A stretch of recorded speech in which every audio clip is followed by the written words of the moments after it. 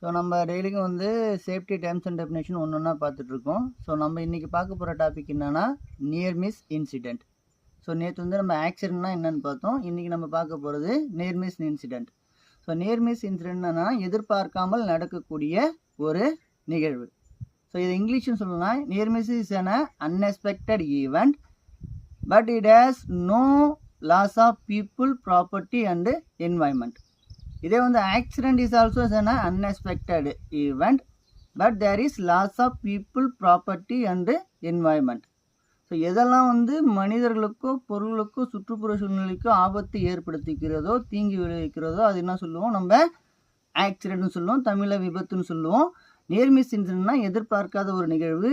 எதெல்லாம் வந்து மனிதர்களுக்கோ பொருளுக்கோ சுற்றுப்புற சூழ்நிலைக்கோ தீங்கு ஏற்படுத்துகிற மாதிரி ஒரு நிகழ்வை ஏற்படுத்தி பட் ஆனால் அதில் வந்து எந்த ஒரு விளைவும் இல்லாதது, அதை நம்ம என்ன சொல்லுவோம்னா எதிர்பாராத நிகழ்வை நம்ம நியர் மிஸ் இன்சிடென்ட் சொல்லுவோம். ஃபார் எக்ஸாம்பிள், ஒருத்தர் வந்து நடந்து போயிட்டுருக்காரு, மேலேருந்து ஒரு பொருள் கீழே விழுது, அவரை ஒட்டி விழுது பட் ஆனால் அவர் மேலே விழலை. So that is called near miss incident. இதே வந்து அவர் மேலே விழுந்துட்டுனா that is called accident. So மெயினாக வந்து நம்ம ஏன் வந்து எல்லா கம்பெனிலையும் நியர் மிஸ் ரிப்போர்ட்டிங்கை வந்து இம்ப்ளிமெண்ட் பண்ணுறாங்கன்னா, so if you are implementing, if you are informing near miss reporting, we can prevent the accident. So that is the reason to reporting the near miss incident. Thank you.